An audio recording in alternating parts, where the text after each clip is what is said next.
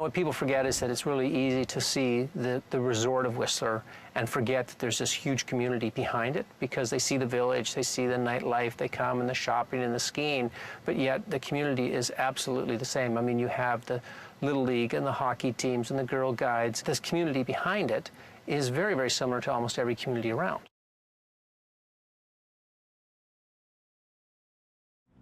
Whistler is known to most people as a tourist destination with world-class skiing in the winter and activities and festivals throughout the summer. We've got activities outside here with just, the base area with climbing walls and little zip lines, and there's lots of things to keep people going here. So it's a busy summer resort. The 10,000 people who live year-round in the resort municipality of Whistler are generally physically active and feel a strong connection with their natural environment.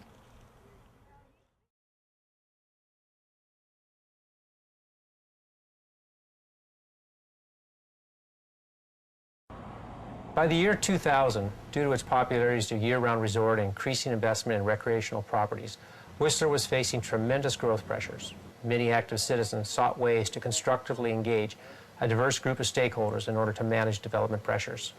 The municipality of Whistler had made significant progress in setting out a direction of sustainability with a new vision and environmental strategy, and the municipality was looking for a clear way of communicating these new priorities with the community.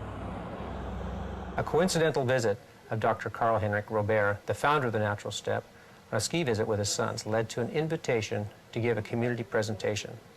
Many citizens were engaged by the presentation and saw the sustainability framework of the Natural Step as a common language which would catalyze diverse stakeholders with a coherent approach going forward. He was on a snowboard vacation with his sons, and somebody said, hey, we think the town of Whistler might be interested in the Natural Step. We were fascinated by the idea that there would be a common language which is non-prescriptive. It represents a call to action. We did not have a common framework, a way of gluing all our intentions, the different groups together under a common umbrella. What struck us, about Dr. Robert's presentation at that point in time was how engaged, the representatives at the table were. And you saw from the business community quite a bit of excitement about the opportunity. One of the things that we were dealing with at the time was how could we engage the local businesses and the business leaders of the community with the idea of environmental sustainability. So this is a very, very timely visit. For us, it was a natural to engage with this and immediately reach out to the business community, Tourism Whistler and so on, and that became the group of early adopters.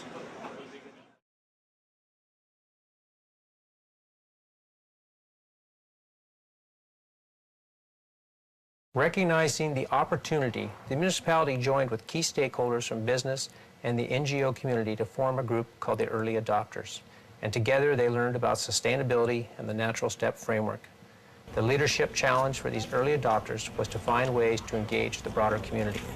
The idea of having the early adopters was to not get too far ahead of ourselves. We had done some work.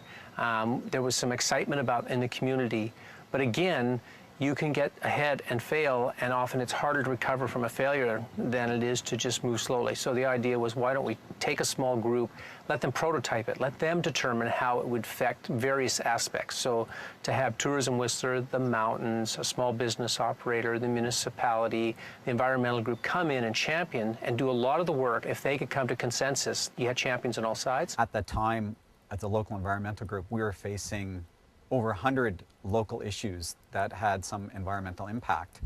And using the power of the framework, we immediately understood that if we were to go upstream far enough, that all of those downstream impacts would be either reduced or eliminated. It was very easy for us to join with the resort municipality of Whistler in the, I guess around about 2000, because we had that consciousness already embedded in our hotel operation, and we had a lot of the very simple practices in place.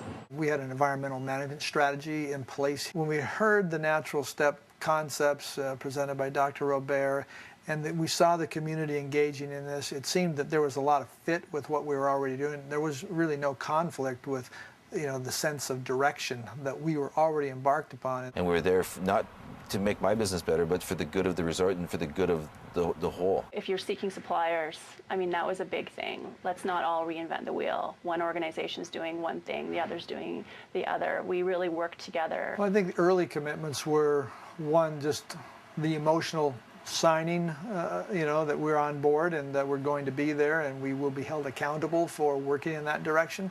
That's probably one of the big things. And then as we had a series of speakers come through the community to encourage our people to go, to learn, to understand. One, training ourselves, and two, launching it into the community at some point when we thought we were ready.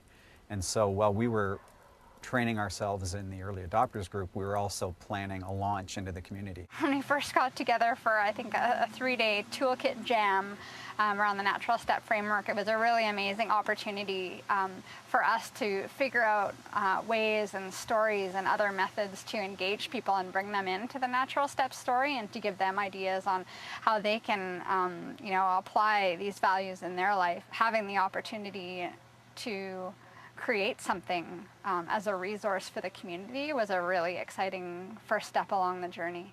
More specific projects that came out of some of the work at Fairmont and out of the early adopter process related to both materials and waste and energy. One of the neat ones for materials and waste, one of the initial ones actually, was a composting program that was run by Worms. The savings from waste disposal and from energy disposal was clearly paying for the coordinator, which was myself at the time, to be there. We actually hired an environmental coordinator to further, carry our work in this area.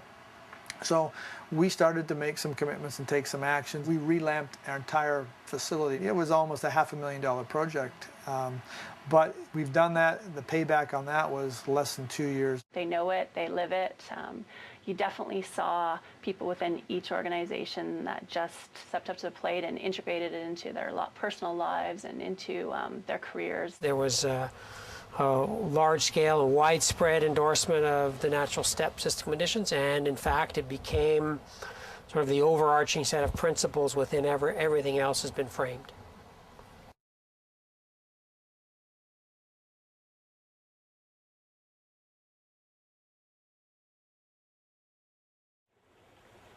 The momentum builds in Whistler as the community adopts a common language, serving as an umbrella for various initiatives and approaches to sustainability. Community leadership comes from all levels and sectors. Each of the early adopter organizations and many other become partners in Whistler's 2020, a community plan for long-term success, including affordable housing, energy, water, education, and recreation. Whistler 2020 has won the Federation of Canadian Municipalities National Award for Sustainable Community Planning, and more recently, the Livable Communities, or otherwise known as LivCom Award, for Best Long-Range Planning, a United Nations endorsed award. A plan like our Whistler 2020 plan, which is a comprehensive sustainability plan, is a framework that enables us to make little decisions and big decisions. Having all of our municipal managers and all our municipal employees and their businesses in town considering the system conditions, what we've set up as our objectives in our Whistler 2020 plan when they're making any decisions. Following the natural step framework, kind of the backcasting approach to develop strategies that had a description of success, which was really sort of looking at these are our sustainability principles. In this strategy area, what does that mean? So what does success look like in 2020? And we also, for each strategy, came up with a current reality. So sort of relative to where we want to go, where are we today? A very key thing that people will remember are the 5 priorities within the community. And that's kind of the high-level framework, and all of that moving towards sustainability as defined by the Natural Step sustainability principles. And that's kind of the what, so where do we want to go, the vision piece, and then the how are the 16 strategies.